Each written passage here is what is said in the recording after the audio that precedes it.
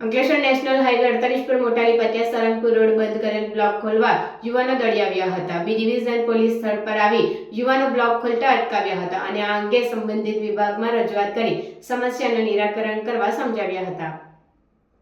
વધતી જતી ટ્રાફિક સમસ્યા અને જર્જરિત અમરાવતી બ્રિજના નવીનીકરણને લઈ હાલ મોટાલી પાટિયા નજીક નેશનલ હાઈવે ઓથોરિટી દ્વારા કામગીરી ચાલી રહી છે,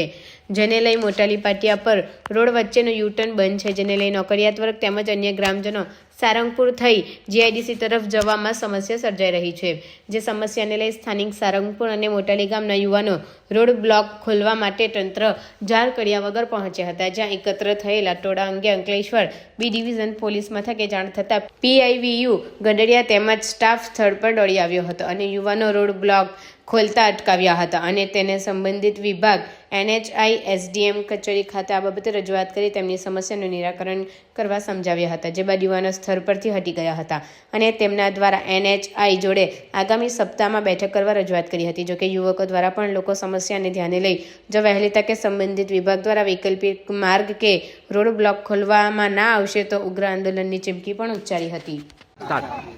જય હિન્દ, જય ભારત। જે નેશનલ હાઈવે 48 ઉપર મોટાલી પાટિયા પાસેનો યુટર્ન 2 મહિના અગાઉથી બંધ કરવામાં આવેલો હતો, જ્યારે સ્થાનિક ગામજનો જોડે સાળંગપુર અને મોટાલી અને અવર જવર કરતા નોકરિયાત વર્ગના લોકોની રજૂઆત સાંભળીને તારીખ 20/4/2025ના રોજ આ હાઈવે બંધ કરવા યુટર્ન ખુલ્લો મૂકવા માટેની રજૂઆત માટે તમામ લોકો ભેગા થવાના હતા। જ્યારે આપણા પીઆઈ ભૂટિયા સાહેબે આપણને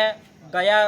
રવિવારે આપણને આશ્વાસન આપ્યું હતું કે તમારી નેશનલ હાઈવે ઓથોરિટી દ્વારા મિટિંગનું આયોજન કરીશું। ત્યારબાદ 7 દિવસ વીત્યા બાદ પણ કોઈ મિટિંગ નથી કરાવી અને ત્યારબાદ પાછો યથાવત અમારો કાર્યક્રમ તારીખ 27/4/2025ના રોજ રાખવામાં આવેલ, જે આજ તમામ યુવાનો વડીલો મોટી સંખ્યામાં ભેગા થયા હતા। તો આજ પાછું એનું એ વાત અમને રજૂઆત કરી છે। અત્યારે નવા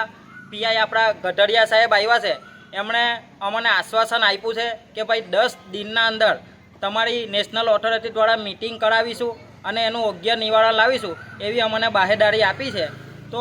આવનાર સમયના અંદર આ 10 દિવસના અંદર યોગ્ય મિટિંગ બાદ